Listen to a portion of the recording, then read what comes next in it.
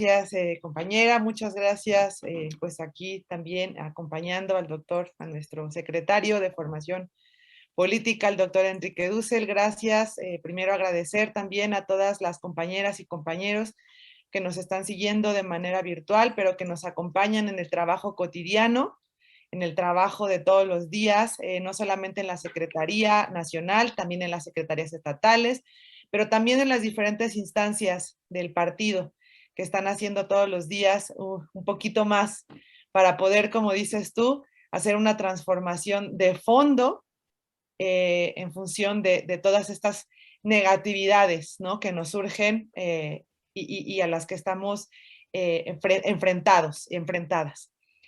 Antes de responder la pregunta, quisiera un poco exponer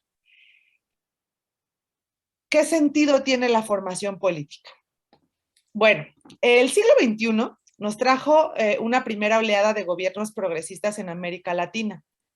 Después de muchos años, la representación política de Brasil, Argentina, Bolivia, Ecuador, Venezuela, por mencionar algunos, tenían más o menos claro el propósito: reducir la desigualdad social, económica, política, educativa en la que se encontraban sus países y generar políticas públicas que permitieran a los grupos o sectores de la población que hasta entonces no habían podido vivir dignamente, pudieran hacerlo. Todos estos gobiernos que ganaron democráticamente las elecciones no solo pretendían representar las demandas de todos estos grupos, habían sido conformados por líderes obreros, líderes obreras, campesinas, campesinos, líderes estudiantiles que habían vivido materialmente, ¿no? Y eso ya lo vimos en la mañana, la cuestión de la vida material, las carencias y las contradicciones de un sistema que no les había permitido producir y desarrollar su vida de la mejor manera posible.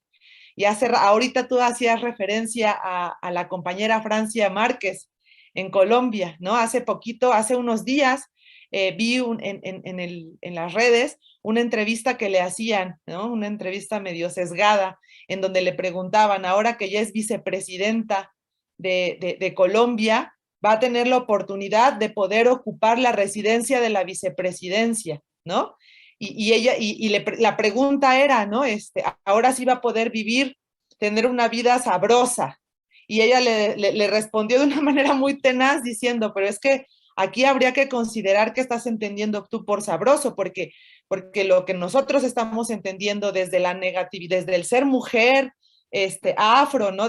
Con descendencia afro, vivir sabroso no es ocupar una residencia.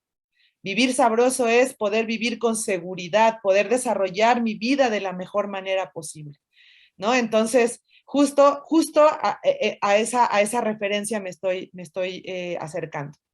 Estos gobiernos progresistas pretendían responder a necesidades muy específicas. Buscaban mejorar las condiciones materiales de la vida de todos aquellos grupos históricamente excluidos, marginados, vulnerados. La pregunta era, y sigue siendo, ¿cómo? Evidentemente, no pretendo hacer un recuento o un análisis de cada una de estas experiencias. Mi intención es solamente señalar que en cada caso la pretensión era buscar y lograr mejores condiciones de vida para todas las personas en cada una de estas naciones. Y buscar mejores condiciones de vida es tener materialmente los recursos necesarios para poder desarrollar la vida. Lo que sí voy a permitirme señalar es que en cada una de estas experiencias, después de algunos años, hubo una vuelta de tuerca. Indistintamente, en mayor o menor medida, este postulado fue cuestionado y duramente criticado por la propia población al punto de romper la inercia de los gobiernos progresistas. ¿Qué pasó? Evidentemente hay muchas razones y una de ellas es cuestionar la lógica y la maquinaria del sistema mundo moderno, occidental, capitalista, patriarcal, que no es poca cosa. Sobre todo considerando que para que este funcione se sirve de la dominación, de la exclusión y del sometimiento de los otros, las otras. Otra de las razones que se han puesto a discusión, no estoy afirmando que así sea, es que quizá no había un proyecto de gobierno o transformación tan claro. Es decir, había una estrategia política para sacar a la derecha, pero no había un plan específico después de trascenderla. ¿A qué voy? Y esto tiene que ver con la formación política. No es que las compañeras y los compañeros, luchadoras, luchadores, líderes campesinos, campesinas, obreras, obreros, no hayan tenido claro qué buscaban o hacia dónde había que orientar, ya no la lucha, sino la práctica política. La cuestión, y esa es la idea que traigo a colación, es que no hubo una apuesta por una formación política que les haya permitido hacer extensiva la propuesta, compartir la experiencia y las ideas desde una perspectiva otra de hacer política.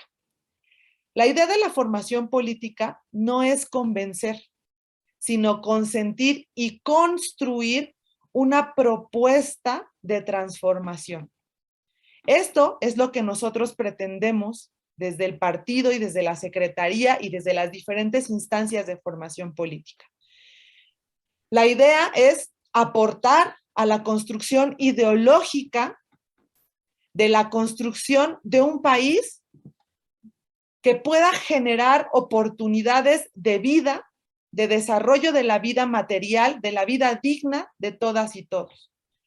El problema, me parece, y este es justo lo que traigo yo a discusión, es que en los casos antes mencionados, la apuesta por una propuesta de transformación no se hizo extensiva, no se hizo partícipe hacia todas las compañeras y compañeros, no solamente del partido, sino en términos generales de la población. La formación política evidentemente no puede quedarse en las instancias del partido, tiene que ser extensiva, pero tiene que empezar por las compañeras y los compañeros del partido para que ellos mismos vayan convenciéndose y construyendo una conciencia colectiva que nos permita hacer propicia una transformación estructural, una transformación no solamente ideológica, sino también de vivencias, de experiencias y de un vivir sabroso, de un vivir digno, de un vivir colectivo que nos permita desarrollar nuestra vida de la mejor manera posible. ¿Cuál es el problema aquí? Y esto lo he visto ya a lo largo de este año en mi experiencia como coordinadora de educación en la Secretaría Nacional de Educación, Formación y Capacitación Política. El problema no es identificar los criterios y las categorías políticas con las cuales el partido movimiento está haciendo la política. La cuestión es dotarle de contenido crítico a esas categorías y conceptos porque no se entienden del todo, porque se habla de servicio, porque se habla de justicia, porque se habla de amor al prójimo, porque se habla, por ejemplo, hace rato el doctor Enrique Dussel hablaba de primero los pobres, se habla de erradicar la pobreza, pero no se entiende de fondo qué quiere decir eso. Y eso es lo que busca la formación política. La formación política busca que todas y todos, no solamente en el partido, sino en la práctica política común, podamos entender el sentido de estos conceptos y categorías que nos permiten hacer una práctica política de una manera precisa. Porque si no entramos en contradicciones, los propios personajes del partido siguen hablando de servicio, pero no son coherentes con el actuar. No son coherentes en el actuar. Siguen hablando de primero a los pobres, pero no hay una coherencia en el actuar. Entonces, la formación política tiene que ver eso. ¿Y qué tiene, o sea, y qué significa la formación ético-política? No solamente indica estar en el mismo plano en términos ideológicos, sino precisar, encontrar, identificar cuáles son aquellos principios no solamente que orientan nuestra práctica política en este momento, sino que deberían orientar nuestra práctica política en el caso de asumir que somos un partido que busca una transformación radical del país, que busca no solamente eliminar las brechas sociales, políticas, económicas, de género, educativas, sino que lo hace efectivo. Esa es la formación política. La idea es justamente a partir de los procesos de formación política, invitar a hacer extensiva la idea de transformación que nosotras y nosotros pensamos desde el partido, pero desde antes del partido, desde Morena se fundó, ¿no? Acompañando los movimientos sociales, los movimientos de lucha. Y que no se nos olvide eso, porque esa experiencia que tuvimos desde los movimientos sociales nos permitían no solamente mirar las experiencias, mirar desde la negatividad del sistema la vida que se vivía, sino nos permitió justamente tomar conciencia de esa negatividad y apelar y buscar un futuro mucho mejor para todas y para todos. ¿Qué implicaciones tiene ahora que no se puede, o sea, que no se siga esa ideología? Muchas. ¿Por qué? Porque lo que puede suceder es que volvemos a hacer lo mismo que cuestionábamos, ¿no? O sea, rebotamos hacia el mismo lugar que estábamos cuestionando desde un principio. Y en ese sentido, pues no nos podemos dar ese lujo, no nos podemos dar ese lujo. Es cierto que en este momento ya no somos un partido desde la resistencia, somos un partido que está ya asumiendo una práctica política desde el gobierno, pero precisamente no podemos olvidar esos principios que orientaron nuestras luchas sociales, no podemos olvidar esos principios que nos llevaron a actuar de una manera muy específica desde la resistencia.